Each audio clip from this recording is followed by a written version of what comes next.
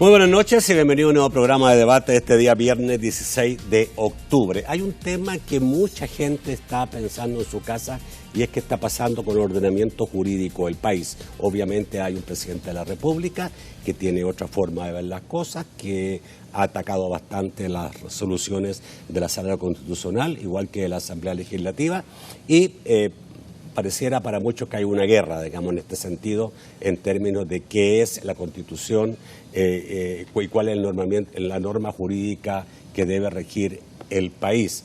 El presidente de la República claramente ha dicho que los magistrados son corruptos, que los diputados son corruptos y que él no se va a entender con corruptos. La obligación de él, constitucional, es que tiene que entenderse con los demás órganos de Estado.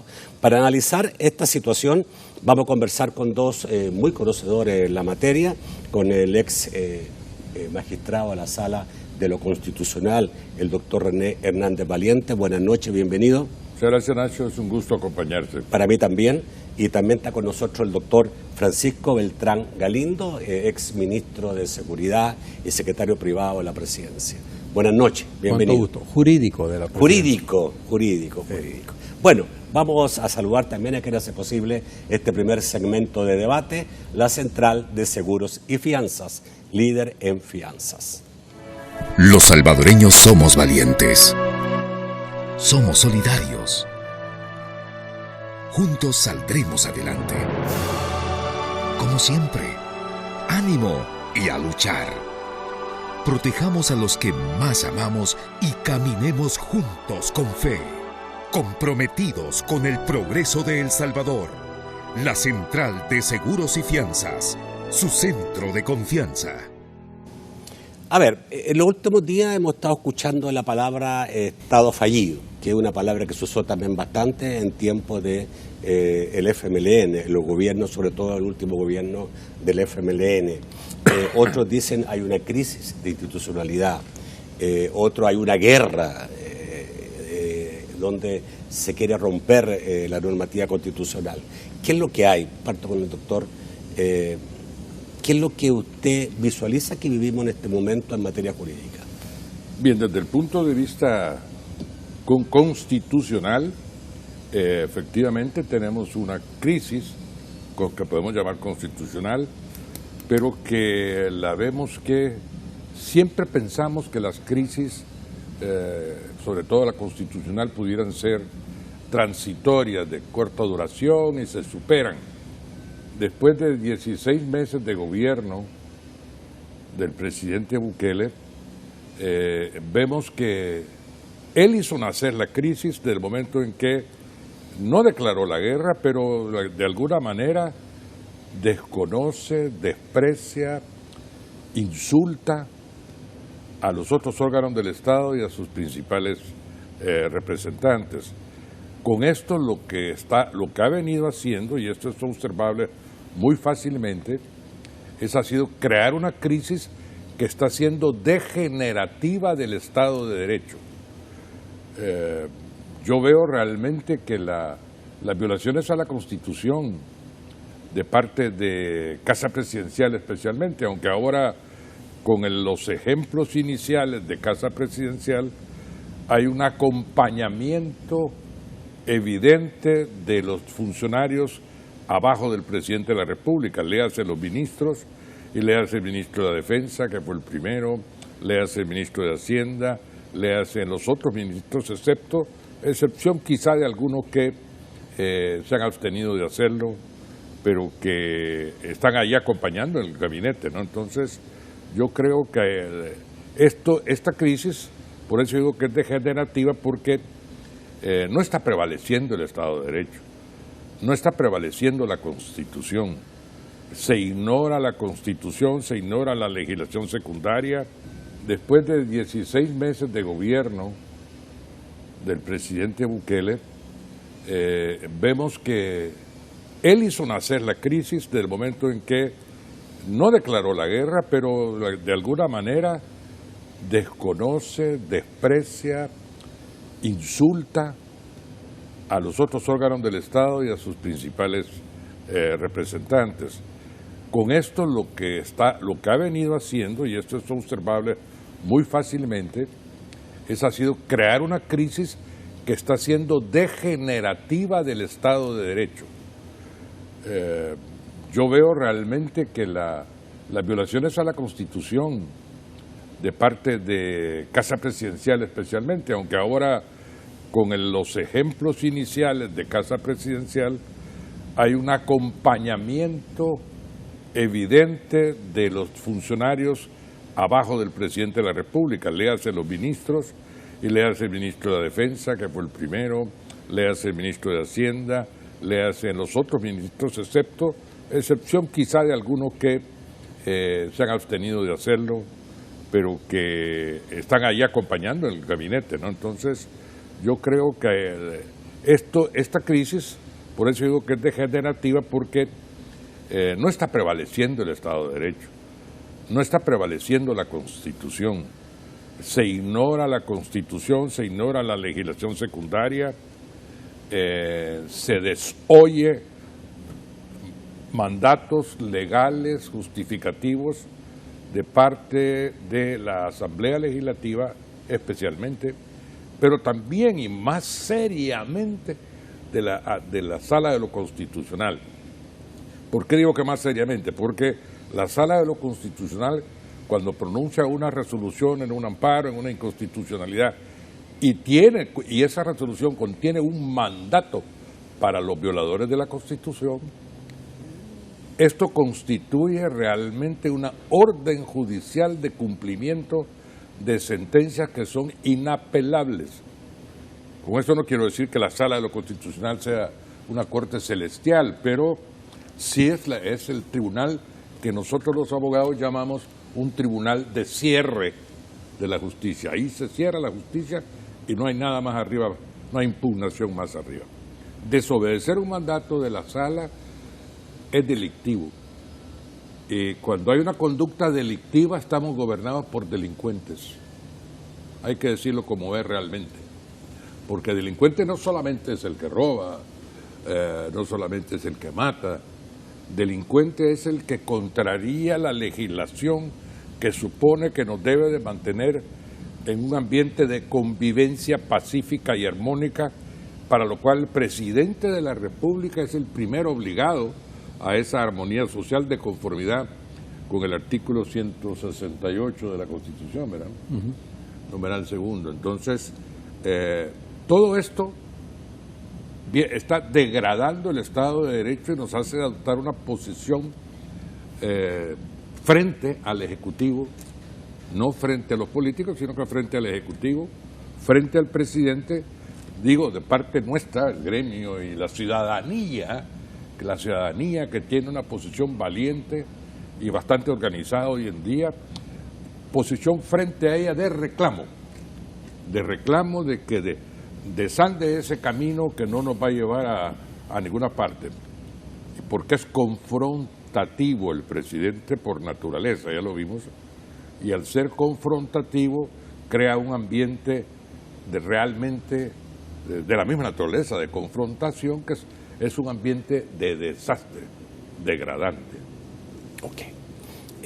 Me gustaría la misma pregunta que le respondiera, pero también quiero hacerle a los dos la pregunta: ¿en qué se diferencia esta situación actual de la que se vivió en tiempos del FMLN?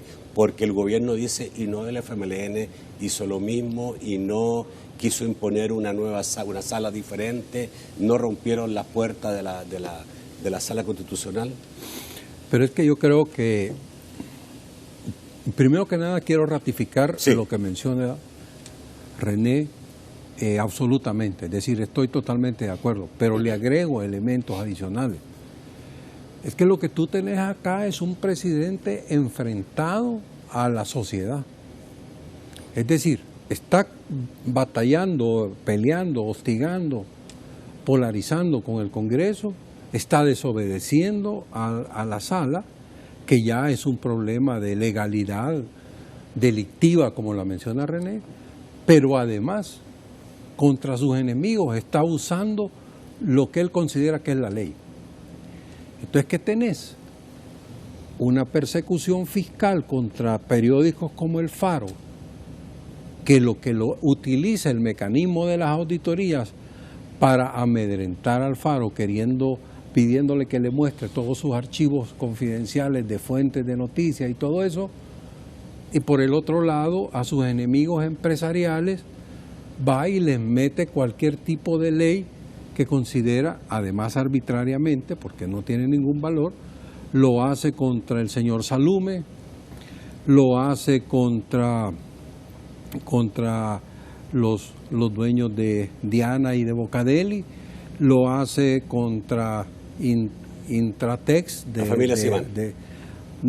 Creo que no es de toda la familia, es de un miembro de la familia, pero que además ni siquiera es el que es rival político de él.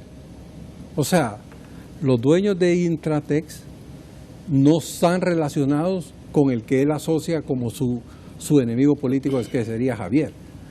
Y entonces resulta que utiliza todo el mecanismo de persecución legal en unas disposiciones que además la sala misma de lo constitucional le ha dicho, mire, así no se interpretan las leyes. Usted tiene que terminar la declaratoria de evasión para decir que hay evasión. Si hay otro delito, persigue el otro delito, pero la evasión es hasta que usted determina que hay evasión. Y no obstante, lo está haciendo cada jueves, va con empresas diferentes, no se saben los nombres de todos, pero en este caso, por ejemplo, fue bastante patético, tanto que le cerraran los negocios al señor Salume, como que le cerraran los negocios a los señores de la Diana, o como que le metieran equipos militares helitransportados y con una serie de fuerzas contra la familia dueña de Intradex. Entonces lo que tú tenés es un ambiente que va por allí, pero no se queda ahí. Además va contra la UCA. Además va, es decir, no importa quién opine, en tanto y cuanto lo considere que es un enemigo relevante, tiene el Estado usando las leyes mal usadas, y en el caso que tenga que hacer caso a las leyes, no les hace caso porque le considera que no tiene ninguna razón. Pero llegando a tu punto de que el FMLN... Si querés, cerremos aquí porque toca el corte, y en el próximo bloque vamos ya al tema. Okay. ¿Cuál es la diferencia entre lo que vivimos hoy y lo que se vivió con el gobierno del FMLN? Okay. Ya volvemos. El presidente lo ha dicho, el FMLN también se peleó con los magistrados, incluso quiso imponer una elección que no era la legal, llegó a levantarle la mano a un presidente de la sala que no era, rompieron una puerta. ¿Cuál es la diferencia? Bien, yo creo que hay un sesgo de irregularidades cometidas en ambos periodos presidenciales, en este que estamos y en los dos del FMLN. Quizá más en el de Mauricio Funes que en el del profesor Sánchez Serén. Allá tenía el Ejecutivo una asamblea legislativa presidida por Sigfrido Reyes, ahora perseguido por la justicia. El presidente Sigfrido Reyes, desde la Asamblea Legislativa, quiso abolir la Sala de lo Constitucional. Presentó una reforma ridícula que agarró como patitos algunos miembros de algún partido de oposición que decidieron reformar la Ley Orgánica del Poder Judicial para que las decisiones de la Sala de lo Constitucional fueran todas por unanimidad, lo cual es desconocer la naturaleza y esencia de lo que es un tribunal colegiado, en donde cuando pones una decisión por unanimidad hay uno que manda, ¿no? Si 4 deciden una cosa y hay uno que no está de acuerdo, ese manda.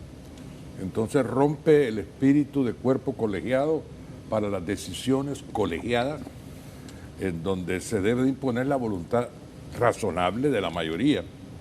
Y puede haber excepciones de que en determinado caso haya una mayoría calificada. Además de eso, llevó a la Sala de lo Constitucional por sus decisiones a la Corte Centroamericana de Justicia, en donde obtuvo una resolución contraria a la Sala de lo Constitucional, en donde la Corte Centroamericana de Justicia que fue creada para exclusivamente para la integración centroamericana y velar por la justicia en la integración centroamericana, resolvió sobre la sala de lo constitucional. Era un asunto interno de un país. Entonces la sala lo que hizo es muy sabiamente inaplicó la resolución de la sala y se quedó muy tranquila esperando que iba a ser el legislativo y el ejecutivo, no hicieron nada. Todo esto creó un caos e inclusive sí llevaron a alzar la mano de uno de los magistrados que todavía está ahí como presidente y al final no quedó. Afortunadamente. Entonces, yo diría que la forma de manejar las relaciones políticas entre los poderes del Estado ha sufrido crisis, pero por eso dije hace un momento, Nacho, que para mí las crisis son transitorias. Esa es mi confianza. Nayib Bukele no va a durar para toda la vida, para decirlo muy claramente. Entonces lo que él haga en este momento va a tener un efecto en su periodo, pero igual que los presidentes anteriores, democráticos o no, pero han sido totalmente transitorios y las crisis se han superado, incluyendo la guerra. Entonces, yo pienso que el FMLN sí tuvo unas muestras de incapacidad gubernamental, porque los planes que ellos tenían, sí tenían planes, no pudieron realizarlos ni pudieron llevarlos a la práctica porque hubo un bloqueo, digámoslo así, de alguna manera, en algún momento, y ahí murió la iniciativa de perturbar el país con medidas que no son democráticas. En cambio, ahora lo que tenemos cuando digo que es una crisis degradante, es porque nacimos con cero visión de futuro. ¿Qué quiere decir esto? Nayib Bukele empezó a gobernar improvisadamente hace 16 meses y sigue gobernando improvisadamente. Él crea parches, pero no hay ningún plan de gobierno. No hay a pesar de que la Constitución le obliga a que el Consejo de Ministros presente y tenga un plan de gobierno, no existe. Y como no existe un plan de gobierno, hay una omisión constitucional del Consejo de Ministros en cuanto a que no nos hace ver a los salvadoreños para dónde va el país. No sabemos para dónde va porque no hay plan. Esto está reclamado en una inconstitucionalidad doctor. Que hace 200 días... Pasa que se le cayó el micrófono, pero ya lo vamos a arreglar. ¿No? Ya lo arreglamos rápidamente. Si quieres, sigues sobre la misma pregunta y volvemos después con el doctor. Bueno, mira, yo creo que hay en la conciencia de lo bueno y lo malo, hay maldades absolutas y esas son reconocidas por todo el mundo. Entonces, el que alguien haya matado a 5 no justifica que otro venga y diga yo puedo matar 3 porque aquel mató a 5. No hay manera moral que pueda tener valor una afirmación de ese tipo. Es decir, el asesinato es malo, 1, 2, 3, lo haya cometido 10 gentes antes, 20 gentes antes o nadie antes. Es decir, no puedo justificar el valor moral de mis acciones solo porque el otro hizo las mismas cosas inmorales que yo estoy tratando de hacer. Entonces, el que el presidente venga y diga, ¿de qué se quejan? Si el Frente lo hizo, claro, como dice René, pero la sociedad fue y le puso reglas. Y al final, como la correlación de fuerzas no era de la misma que se tiene ahora, el mismo Frente terminó retrocediendo. ¿Que lo quiso hacer? Sí lo quiso hacer, porque es que al final la lógica de imponer una dictadura está en el pensamiento marxista y la lógica de imponer una dictadura está en el pensamiento fascista. Es decir, no es un tema de izquierda a derecha, hay dictadores de izquierda y de derecha. Y los métodos que utilizan para conformar la dictadura es exactamente el mismo. Y la diferencia está en que a lo mejor para ustedes, porque me imagino que cuando vieron esto en tiempos del FMLN, sabían que había otros partidos con poder, que había, digamos, alguna forma que se iba a atajar. Pero no solo eso. ¿Ahora no ven eso? ¿Ahora no solo eso, no solo eso. ¿Qué es lo que no había en ese momento? Por ejemplo, la Fuerza Armada no estaba jugando el rol que está jugando ahora. Ya. La policía no estaba jugando el rol que está jugando ahora. No está apoyando la desobediencia a las sentencias judiciales. No lo estaban apoyando la Fuerza Armada ni la policía. Pero por otro lado, ¿verdad?, la embajada de Estados Unidos de esa época era una embajada, y lo voy a decir con respeto, bastante más seria que la que tenemos hoy. Entonces, tú esperabas que el concierto internacional actuara defendiendo la institucionalidad. Pero resulta que ahora todas esas correlaciones no se tienen. El embajador apoya y dice que los acuerdos con pandilleros son correctos si vienen de Bukele y son incorrectos si fueron hechos por el FMLN o por Arena. Entonces es un doble discurso. Entonces resulta que ahora el combate de la institucionalidad que está haciendo el Ejecutivo es bueno porque el niño va haciendo sus cosas. Pero si era del FMLN era malo. Malo fue del FMLN y malo es esto. O sea, no podemos tener ese doble estándar. Entonces yo sí creo de que la cuestión está más delicada ahora y la crisis pareciera más seria, porque como dije, no solo es el pleito entre los órganos del Estado, es que estamos viendo un ataque a la prensa, estamos viendo un ataque a los empresarios que consideran rivales del presidente. Va más allá la cuestión. Entonces sí creo que hay que ponerlo todo en perspectiva para ir diciendo las cosas, como muy bien lo menciona René, tal como son. Ok. ¿Quiere terminar, doctor? Lo que dijo se escuchó, no tan bien porque se cayó un poco el micrófono, pero ¿quiere terminar lo que estaba diciendo? Sobre las diferencias entre lo que ocurrió en el FMLN y lo que es ahora. Yo sostengo que aquel gobierno por lo menos tenía una Secretaría de Planificación que planificaba el actuar del gobierno, ¿no?, del Poder Ejecutivo, y planificaba también un poco en cuanto a la legalidad y la justicia. Muy poco, pero lo hacía.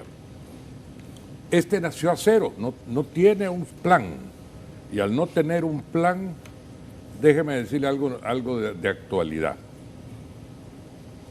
Todos los presupuestos se presentan para cumplir un fin. El presupuesto en sí es un instrumento financiero, pero finalista. Ahí hay una ciencia que se llama teleología, que es la ciencia de la meta, de la finalidad. Por supuesto, la meta es la población, la meta es el ser humano y su bienestar, su satisfactoriedad social, que es la obligación de todo gobierno ante la ciudadanía. Este gobierno no tiene planificación y se ha atrevido a presentar un presupuesto en donde solamente dice privilegio la educación, privilegio la salud y privilegio la seguridad. Perfecto, pero entonces, si usted va a asignar algo, es decir, un presupuesto, tiene que tener una obra a realizar, tiene que tener una meta a conseguir. Este no tiene absolutamente nada y está fallando constitucionalmente, hay una omisión constitucional y está cayendo en inconstitucionalidad. Yo ya la alegué, pero no me la resuelven desde hace 200 días. Entonces, concluyo. Si el presupuesto no tiene un fin hacia dónde se va a proyectar, el presupuesto es improvisado. Y es inconstitucional también, porque no tiene ninguna meta que alcanzar, ningún fin que llegar. Por ejemplo, tiene más dinero para educación, pero ¿para qué? ¿Qué queremos? ¿Cómo? ¿Mejorar el alfabetismo? ¿Mejorar la calidad de la educación? ¿Qué es lo que se quiere? Educación hago una salvedad. A mí me parece que la ministra de Educación sabe lo que quiere hacer y yo le tengo respeto a la ministra de Educación. Ella sí tenía un plan Es más, yo lo vi, el plan que ella tenía antes de la pandemia. Ahora, la pandemia vino a cambiar todo y de presencial se volvió a casera. Entonces, ahora involucra más a los padres que todo lo demás. Entonces, yo pienso que educación sí es una salvedad que quiero hacer. Porque ahí no estoy criticando. Pero si tú vas a construir una casa, cuando ya tienes los planos de la casa, tu planificación de construcción, ves los fondos que necesitas, que se llama presupuesto para construcción. ¿Y qué va a tener como obra final? Y estos no tienen nada enfrente de quehacer organizado y planificado. No existe. Y al no existir, he pedido inclusive que les quiten el sueldo a los ministros. ¿Ha pedido usted? Sí, señor. Porque es una omisión constitucional en donde yo estoy esperando que la sala resuelva, ¿no? ¿Así? Esperaría que en los próximos días. Hemos pedido hasta eso. ¿Por qué? Porque no merecen estar en el puesto que están si no saben para dónde llevan el país. Ok. Interesante eso, no lo sabíamos. Vamos al corte, volvemos rápidamente. Voy a leerles lo que dijo el rector de la UCA, Andreu Oliva, en la Woodrow Wilson Center en Estados Unidos. Woodrow Wilson Center. Dijo, voy a sacar parte de las frases, ¿no? Dice, hay de parte del presidente un desprecio por la ley y la Constitución. Esto forma parte de una estrategia de fractura de la institucionalidad. La propaganda es el eje transversal de su política que no se basa en solucionar problemas. Está buscando por medio de la legitimación popular y de manipular la opinión pública, establecer una especie de ideología oficial. ¿Qué piensan? Bueno, yo, esa última frase de la ideología oficial me acaba de recordar cuando yo era profesor de doctrinas políticas modernas, contemporáneas. Una de las tantas doctrinas que se estudiaba era el fascismo. Y el fascismo, al igual que el nazismo, pero más el fascismo, en Italia se conforma de una forma similar. Es decir, llegan al gobierno, pero realmente no tenían una ideología detrás. Y es desde el gobierno que empiezan a construir la ideología del gobierno, que es un poco la frase que dice el rector, es decir, llega sin una ideología y está tratando de conformar una ideología desde el gobierno. O sea, yo no digo que toda la estructura conceptual hable de fascismo, pero en esa fase estamos hablando de un corte fascista muy importante. Igual el tema de los controles y de los poderes y la anulación de sus críticos. Todo crítico que tenga está seguro que va a tener una respuesta desde el gobierno, llámese medio, ya sean empresarios, sean escuelas universitarias, lo que fuera. Entonces, yo creo que sí, yo creo que el padre ha identificado bastante bien, y yo recuerdo también otro editorial que publicó la UCA, donde decía que todo lo que estaba planteando el gobierno estaba más bien basado a partir de la publicidad, de la propaganda, no necesariamente de la verdad.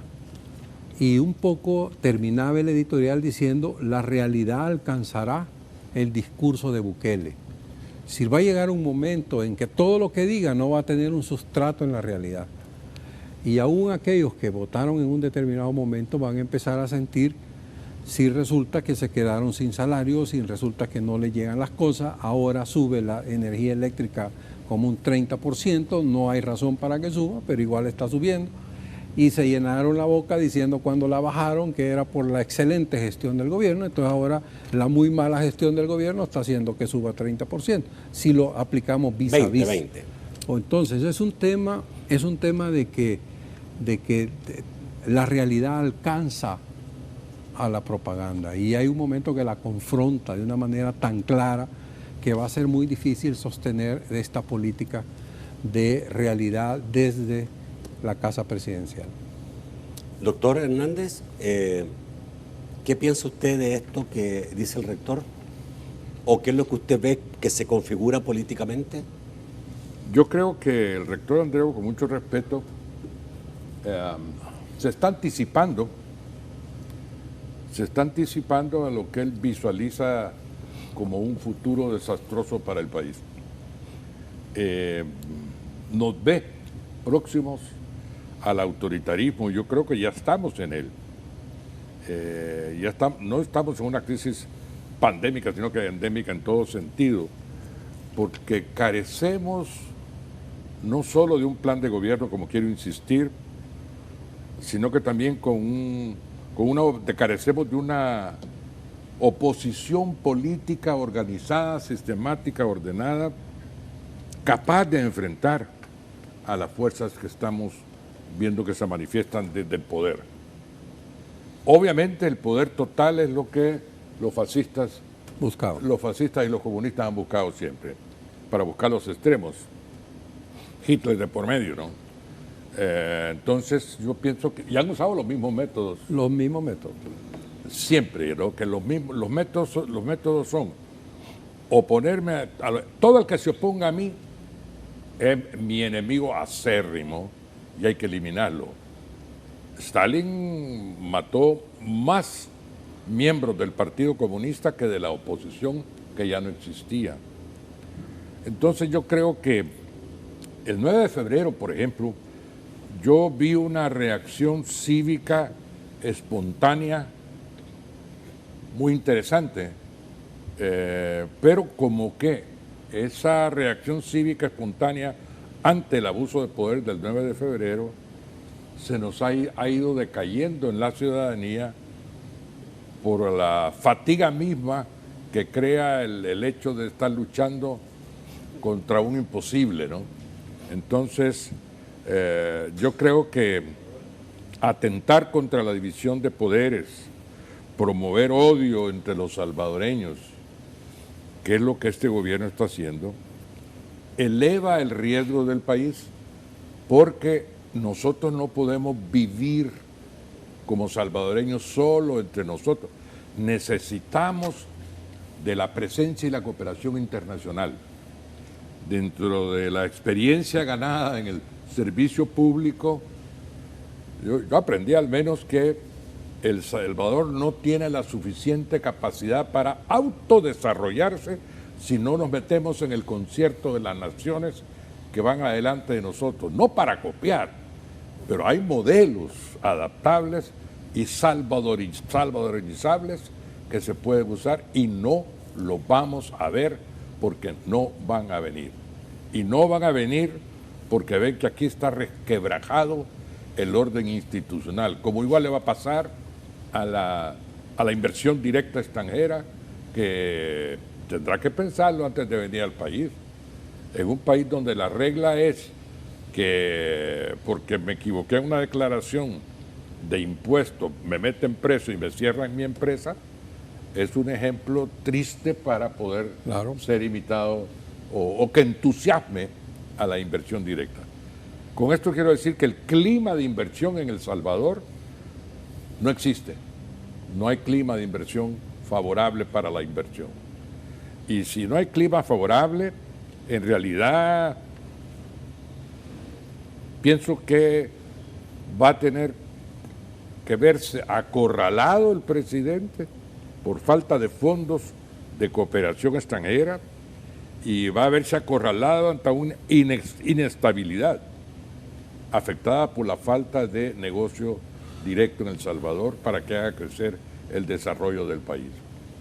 Me parece que Bandesal, instrumentalizado por el presidente que aparece anoche con el presidente del banco, Bandesal tiene una buena filosofía de rescate de la inversión a nivel micro y pequeña empresa, pero politizada, como lo está haciendo por el presidente de la República, en un momento preelectoral.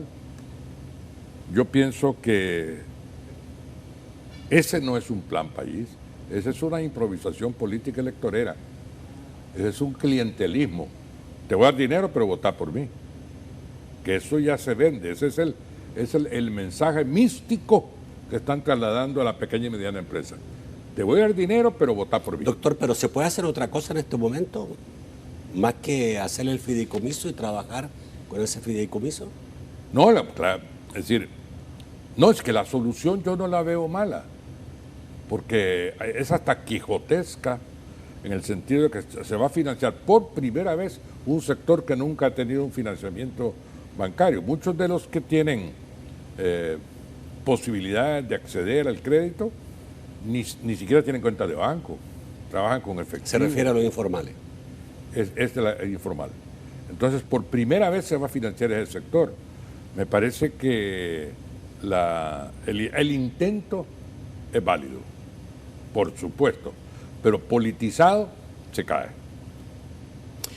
Ustedes pintan un panorama sombrío en relación a lo que políticamente puede suceder en el país. Todos vimos lo que ocurrió el 9 de febrero y para muchos el 9 de febrero fue un intento de golpe de Estado. ¿Ustedes creen que en El Salvador de hoy puede haber un golpe de Estado? Chico. Mira, yo golpe de Estado en el sentido clásico de que los militares llegan con las tanquetas y agarran al presidente y lo mandan en pijama para Costa Rica, para México, no lo veo. No lo veo que la cuestión esté para eso. Creo que si bien es cierto, está la batalla institucional peleándose cotidianamente, pero creo que las batallas todavía se siguen dando, es decir, solo para mencionar, meten preso a uno de los empresarios ese que lo acusan de un delito por unos impuestos y las cortes los dejan libre inmediatamente porque no había base ninguna para que lo pudieran haber siquiera capturado. Ahora mencionan que meten unos delitos por evasión de impuestos en la misma lógica de los otros y resulta que publica la noticia que la evasión es 5.300 no sé cuántos millones, o sea, 5 millones de millones. En castellano son 5 billones. No hay empresas, ni 5 empresas juntas en El Salvador que puedan evadir ese nivel de impuestos. 5 millones de millones. ¿Te imaginas lo que es eso? Entonces, ¿se refiere a Intratex? No, con Intratex fue un poco diferente, pero parecido. Ya. A ellos lo acusaban de haber 290 millones. Casi 300 millones. Tampoco hay empresa que pueda evadir eso. Eso significa que son 30%, son 3 veces, son como 1.000 millones de utilidades para tener que pagar 300 millones. Entonces, Intratex ni por cerca era eso. Ninguna empresa salvadoreña. Y sin embargo lo meten preso sin haberle terminado el procedimiento, no habían probado nada y entonces, y ahí sorprendentemente la Fiscalía actúa, que eso es otro tema que hay que conversar en algún momento, porque nunca debió de haber actuado, la Fiscalía debió de haber desechado eso y ordenar que la prejudicialidad que requiere ese tipo de juicio se hubiera cumplido. No lo hicieron, bueno, eso sería otra discusión. Pero para cerrar, usted dice golpe de Estado al estilo tradicional, no, pero ¿hay otros tipos de golpe de Estado? Hay otro tipo de golpe de Estado, como el del 9 de febrero que se trataba, porque hay una puertecita que la Constitución habla muy delicada, que es el derecho de insurrección del pueblo, pero resulta que el pueblo es una figura poética. El pueblo puede hacer manifestaciones y por más que haga manifestaciones no va a hacer que al pueblo. Destituyan o que renuncien los diputados. Los diputados los van a destituir porque hay una fuerza real detrás para destituirlos. Y es lo que parecía que iba con rumbo de suceder el 9 de febrero, alegando que los diputados habían incumplido sus funciones constitucionales y al entrar en violación de la Constitución autoriza a que al pueblo se insurreccione para el solo efecto de destituir a los funcionarios que violaron la Constitución. El argumento funciona en todo sentido, como dice René, si el presidente violó la Constitución, pues ya estaría listo para que lo destituyeran para esos efectos. Pero ese tipo de golpes es lo que yo no veo, no le veo que haya, y espero que no lleguemos a eso, pues simplemente lo que creo que hay que seguir dando es la batalla institucional y como René lo menciona muy bien y yo diría, necesitamos de oposición seria. Ok. Vamos a ir al corte, vamos a volver, todavía me queda un poco de tema, hablar un poquito más de la Fuerza Armada y también de lo que el gobierno ha planteado el próximo año como el año de la gran reforma constitucional del país. Ya volvemos. No hay preguntas porque estamos pregrabando, después de 7 meses, un día viernes estamos pregrabando. Antes teníamos como norma común los viernes pregrabar, pero ahora ya hemos vuelto a pregrabar un poco antes de la hora habitual. Me quedo dando vuelta lo que tú dijiste, sobre todo, Chico, sobre la Fuerza Armada. ¿Ya? Está claro que el ministro de Defensa ha dado muestras de un sometimiento más al poder presidencial que a la Constitución, es lo que dice. Claro. ¿Qué tanto es así? Porque hay veces que queda como confuso, porque todos sabemos que la Fuerza Armada tiene un comandante y jefe, que es el presidente de la República. Entonces, el militar como jerárquico obedece al presidente de la República. ¿Esto riñe con la Constitución? Bueno, mira, en la cadena de mando, uno de los principios de la Fuerza Armada es la disciplina y la obediencia. Correcto. En el pasado, esa obediencia se entendía que podía llegar al extremo de que si te dan una orden inconstitucional o ilegal, tú estabas obligado a cumplirla. Y así pasó la matanza de los jesuitas, así pasaron un montón de cosas terribles. Después, uno de los efectos de los acuerdos de paz es que quedó absolutamente claro que la debida obediencia a órdenes ilegales no existe, no hay posibilidad, y que el subalterno, por mucho que esté obligado a la obediencia, tiene la capacidad para que si le dan una orden ilegal, violadora de los derechos humanos, se niegue a cumplirla. Entonces, eso lo que nos demuestra es la relación entre el mando directo operativo que te va a dar una orden y la norma jurídica que te dice si eso es legal o no legal. Cuando el ministro de la Defensa, el día antes del 9 de febrero, salió dando una declaración acompañado por el jefe de Estado Mayor y dijo en televisión que le debía lealtad hasta la muerte al presidente, esa frase lo que nos lleva es que nos retrotrae a los gobiernos de los 60, de los 50, donde exactamente la debida obediencia se cumplía aunque fueran con órdenes ilegales. Y entonces esa frase es grave, es grave. Hay que recordar que uno de los primeros actos del presidente Bukele fue no juramentarse en el Congreso, sino en una de las plazas frente al Palacio Nacional y pedirle a todo el pueblo que le juraran lealtad a él. Después hubo un evento de juramentación de nuevos reclutas o nuevos soldados que estaban entrando a las Fuerzas Armadas y los hizo jurar obediencia a él. Y eso ha sido un tema que lo hemos visto repetido. Entonces, sí creo que ahí hay un problema de fondo, ¿verdad? Porque la lealtad institucionalmente no es a personas, es a la norma, es a la Constitución. Entonces creo que sí hay un problema, al menos lo que ha manifestado el ministro Monroy en sus discursos ha sido así. Y yo creo que la lealtad de él, si bien es cierto, la primera decisión es si la orden que le llega del presidente es legal, pues va a hacerle caso, por supuesto que sí, pero si es ilegal, no. Y eso lo hemos visto también, dicho sea de paso, con el director de policía. Acaba de pasar y por eso lo han puesto viceministro, para darle una protección de fuero. ¿Es ilegal para ti que lo hayas nombrado viceministro? Yo creo que es ilegal y más fundamentalmente complicado operativamente, porque el director de policía tiene una responsabilidad tal en la operación de la policía que además andar haciendo trabajo político es ya complicado. Además no es deliberante, es como que pueden hacer al jefe de Estado Mayor como viceministro de Defensa. Ahí complicaste todo porque lo corrompes en ese sentido.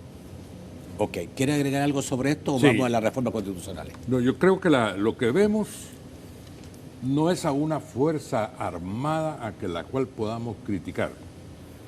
Lo que vemos es un funcionario de gabinete, que es un funcionario político, como todos los miembros del gabinete son funcionarios políticos, que desempeña el puesto de ministro de la Defensa.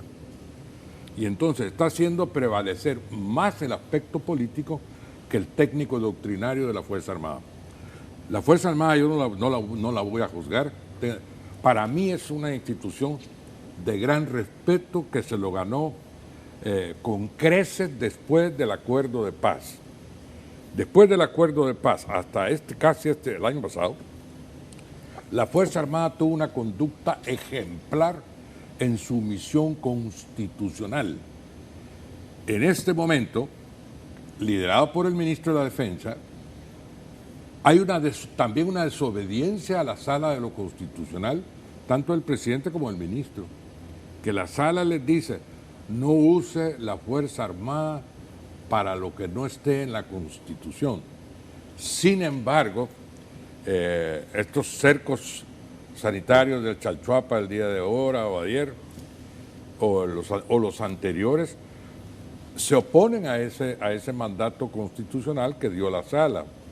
Si hay una violación, hay una desobediencia. Y de nuevo caemos en el mismo tema que hablábamos al principio. El señalamiento pues es político a un ministro de la Defensa con el respeto que se merece la Fuerza Armada. No sabemos cómo piensa el resto de la oficialidad con relación a los actos que ejecuta personalmente el ministro de la Defensa. Entonces, si no lo sabemos, yo lo dejo en el tintero, honestamente. Nos quedan 5 minutos y creo que por lo menos tirar alguna luz en relación a esto que se piensa que el próximo año deberá ser un año de una gran reforma constitucional. ¿La necesitamos una reforma constitucional? ¿Y por qué lado debería irse que hay una reforma? Mira, la Constitución es una obra de seres humanos. Y además la Constitución, por su naturaleza, es una obra política que se hace constar en normas jurídicas. Obviamente tiene un fundamento jurídico, pero tiene una definición política. Y como tal puede tener errores, faltas, elementos históricos que se fueron de una constitución a otra y todavía están. O sea, se puede discutir y conversar mucho sobre ese tipo de cosas. Pero para eso está la Sala de lo Constitucional y creo que ha dado ejemplos de que puede ir modernizando y actualizando criterios que fueron dados en un determinado momento. Cambiaron las cosas y la Sala lo va adecuando. Y ese es uno de los roles de la Sala, es ir interpretando la Constitución de acuerdo con los tiempos y las circunstancias. O sea que en estricto sentido no es necesario reformar la Constitución a ese nivel. El problema es que las cosas hay que verlas de dónde vienen. Si tú me dijeras que esto lo está haciendo la Facultad de Derecho de la Matías Delgado o del ESEN o en general el conjunto de las facultades jurídicas de las universidades salvadoreñas, yo lo vería como que va a ser una propuesta técnica. Pero si me lo está planteando Félix Ulloa, el vicepresidente, que lleva años sosteniendo que hay que cambiar el sistema democrático del país, que hay que poner otra serie de reglas para poder saltarse el sistema de la democracia representativa y que las cláusulas pétreas no son pétreas y que en consecuencia se pueden alterar, incluyamos o no ahí el tema de la reelección presidencial. Puede ser, puede no ser. Pero el punto es que un nivel de reforma a ese nivel es simplemente imposible jurídicamente hablando. Okay. Entonces estaríamos hablando de que sí, porque hablan hasta de una constituyente. Y ojo, hablar de una constituyente es hablar de un golpe de Estado. En el derecho nuestro no se puede formar una constituyente, no es posible, salvo un golpe de Estado. Ok, me quedan 3 minutos, doctor, disculpe. ¿Perdón? Me quedan 3 minutos. 3 minutos. Sí. Hubo un evento hace unos meses, un mes o algo así, Ajá. Valoremos la Constitución. Sí. Ha quedado demostrado constitucionalmente que nuestra Constitución es buena, pero nuestra Constitución tiene falencias, sí. Nuestra Constitución, como dice Chico, es un documento básico de un pacto, proveniente de un pacto social que nació en una constituyente que dijo, aquí hay unas cláusulas pétreas, el sistema de gobierno no se puede cambiar, la alternabilidad en la presidencia no se puede cambiar y el territorio no se puede negociar. Entonces, esas cláusulas protegen el sistema de gobierno representativo que tenemos. Yo ya sé que el vicepresidente Ulloa quisiera que incorporáramos un referéndum popular para que se decida qué hacer con el país, inclusive con la Constitución, ignorando que tenemos una asamblea legislativa que es la que tiene que legislar normas infraconstitucionales que desarrollen una constitución. Entonces, si tenemos la posibilidad de utilizar normas abajo de la Constitución que se vayan adecuando el texto normativo que es inacabado. La Constitución es un documento inacabado.